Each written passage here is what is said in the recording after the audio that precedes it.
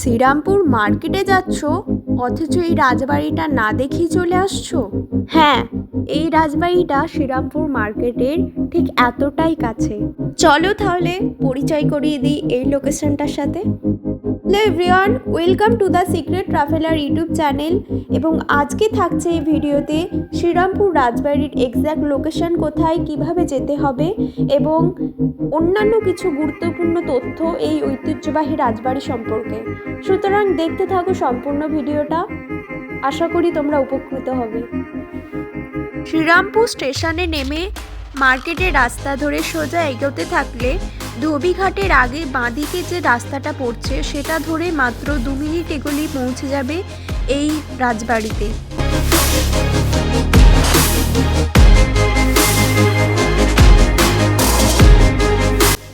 এই রাজবাড়িটা সবসময়ই খোলা থাকে এবং তোমরা যে কোনো সময় যে কোনো দিনই যেতে পারো।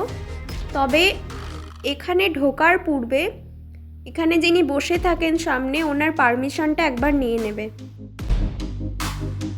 অন্দরমহলে ঢোকার প্রবেশপথ হলো এটি। চলো ভিতরে যাওয়া যাক এবং দেখিয়ে দিই তোমাদের এই মহলের পরিবেশটা।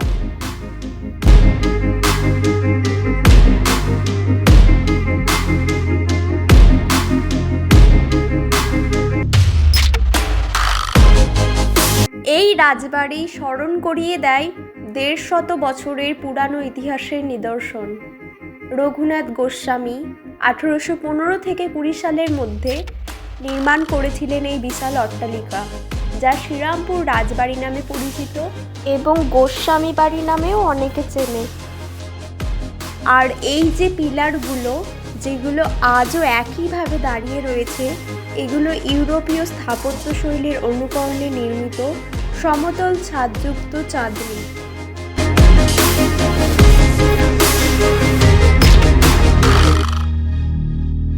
দোতলা যাওয়ার সিঁড়িটা এখানে রয়েছে, তবে অনুমতি অবশ্যই প্রয়োজন।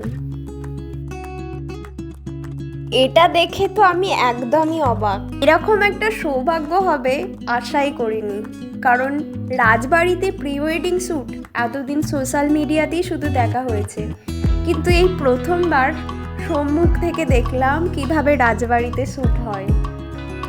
আর তোমাদের মধ্যে থেকে যারা প্রি ওয়েডিং শ্যুটের লোকেশন খুঁজছো, তারা কিন্তু নির্দ্বিধায় চলে যেতে পারো এই রাজবাড়িতে। এখানে 2টো প্রি ওয়েডিং শ্যুট চলছিল এবং এনাদের আগাম জীবন অনেক সুখের হোক, এটাই শুভেচ্ছা রইল। কি দারুণ লাগছে এনাদেরকে।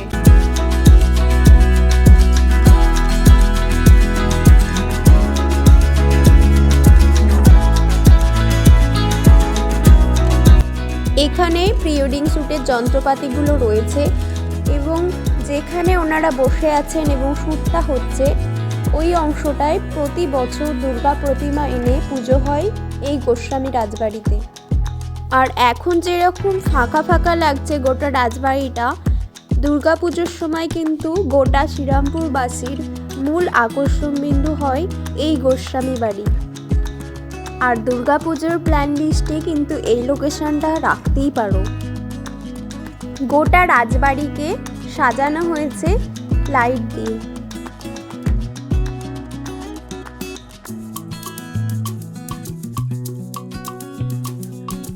শ্রীরামপুর রাজবাড়িতে যারা প্রি ওয়েডিং শ্যুটের কথা ভাবছো, তারা কিন্তু যোগাযোগ করে নিতে পারো এখানের কর্তৃপক্ষের সাথে। এবং এই রাজবাড়ির প্রবেশের সামনেই একটা নাম্বার দেওয়া আছে, সেই নাম্বারে যোগাযোগ করে নিতে পারো তোমরা।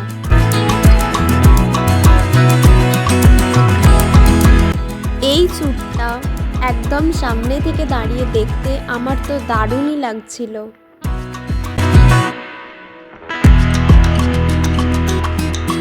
চলো এবার বেরিয়ে পড়ার পালা। তবে এখান থেকে বেরিয়ে সামনে একটা শিশু উদ্যান রয়েছে, যেটা তোমাদের সাথে শেয়ার করে দিচ্ছি।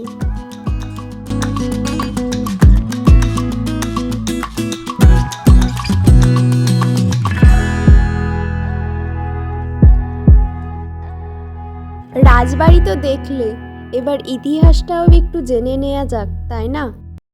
এই রাজবাড়ির ইতিহাস ঘাঁটলে জানা যায় রঘুরাম গোস্বামী তার পরিবারকে নিয়ে আদিবাড়ি থেকে এই শ্রীরামপুরে আসেন এবং এখানে এই অট্টালিকা তৈরি করেন। পরবর্তীকালে এটা শ্রীরামপুর রাজবাড়ি নামে খ্যাত হয় এবং রঘুরাম গোস্বামীর এখানে আগমন ঘটে শেওড়াফুলি রাজপরিবারের হাত ধরে।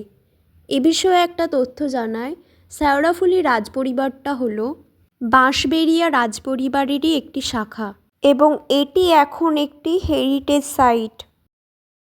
রাজবাড়ি থেকে সোজা বেরিয়ে মেন রোডের একদমই পাশে রয়েছে এই ছোট্ট পার্কটি এবং এখানে দোলনা এবং অন্যান্য বাচ্চাদের খেলার জিনিস রয়েছে। ঢুকতে পারো এখানে, বিকালের দিকে খোলা থাকে এই পার্কটি। আর আমার এই ভিডিওটা ভালো লাগলে এখনই সাবস্ক্রাইব করে রাখতে পারো দ্য সিক্রেট ট্রাভেলারকে এবং লাইক এবং কমেন্ট দিয়ে জানাতে পারো তোমাদের মূল্যবান মতামত। ধন্যবাদ।